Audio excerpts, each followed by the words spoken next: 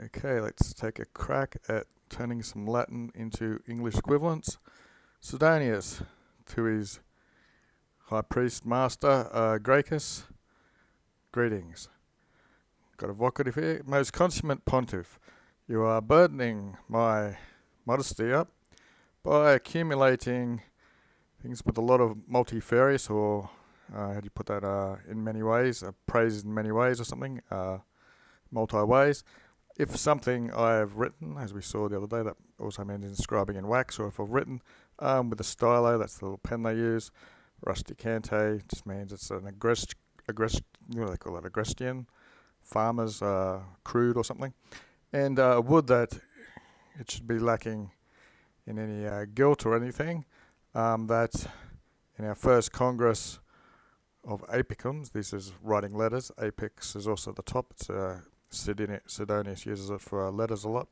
In our first writing, although circumscriptus can mean writing around or even cheating, nevertheless, I've joined up here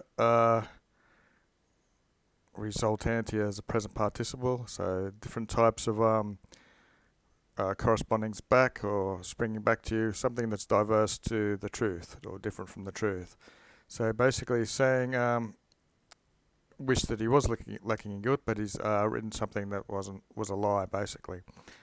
Seeing as a very callid or cunning viator, traveller, has imposed upon my ignorance, for a while he was alone offering or pretending to some duty of being a merchant. So while he was doing a job as a merchant, my letters ad vicem here to the turn of form or for formality's sake or something like that. Himself as a reader, he lured out from me my letters in a formal sort of way, which ought to have contained some action of gratitude. For as post I discovered, or afterwards I discovered, profectus usually means setting out. He's probably obtained here more benefits or kindnesses from these Massilian people than his status, either in his wealth, his census, as we form you fill out for the government every 5 years, as your wealth, etc., and income, or the forms he should have endured or suffered through his family connections. So he also had a lowly sort of birth, and he's got more benefits than he should have. Quae tamen, which things, nevertheless, yet or still, and the gestus sum is the things done, if a certain person, if quispeam, if someone who relates things, who's worthy or good at relating things, if he should unwind all these things that are gestus sum that have been done, it should make a very pleasant thing in relating or the memory of it. But since you order or bid that something, okay, a page should bear something happy and very copious from me to you, give me some pardon if this itself, in comparing with the salt or wit of a comic to our guest, the letter bearer that he was talking about, must be this merchant guy. So let's touch on this with your severity or your seriousness safe. This will touch your ears, basically, you're hearing it. Lest in the second time, I'm insinuating, or insinuating means getting in good graces with or something.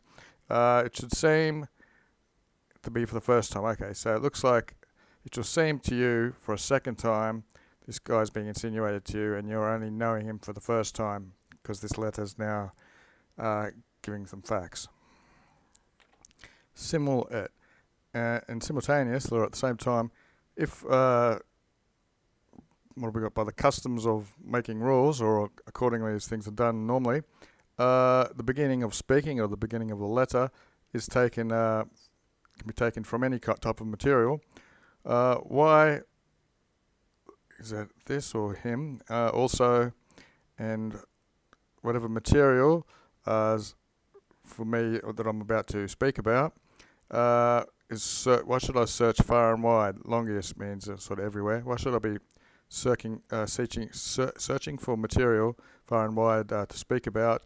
And both of these words are for seeking, and another synonym for seeking.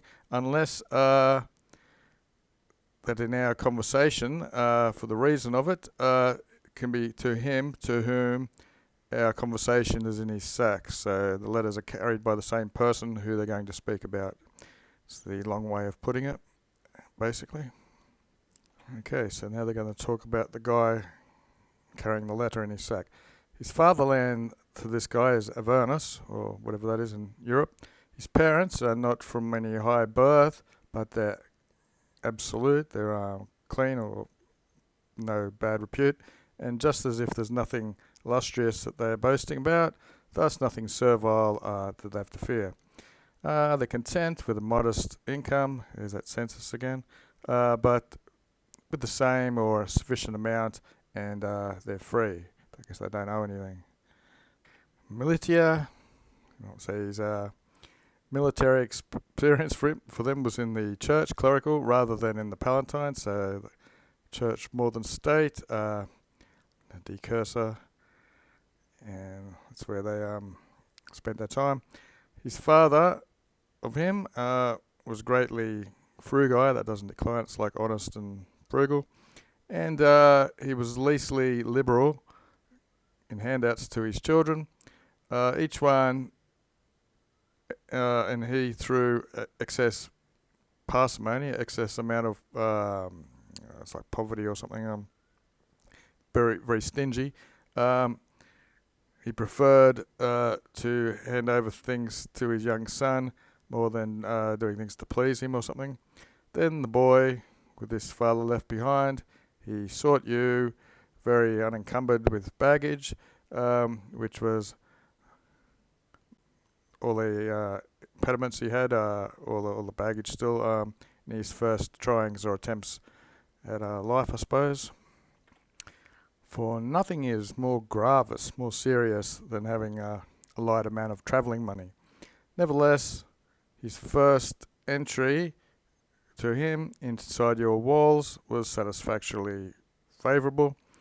Of the sacred or Saint Eustache who decessided you or preceded you, immediately, in words and deeds, he got a double benediction of this guy.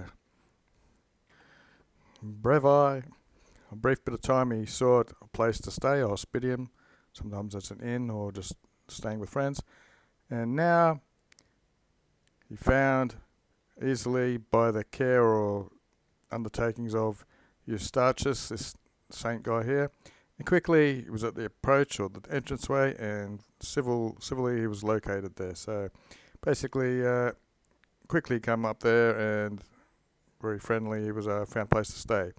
And now first with frequent goings too, he had some interaction with the neighbours.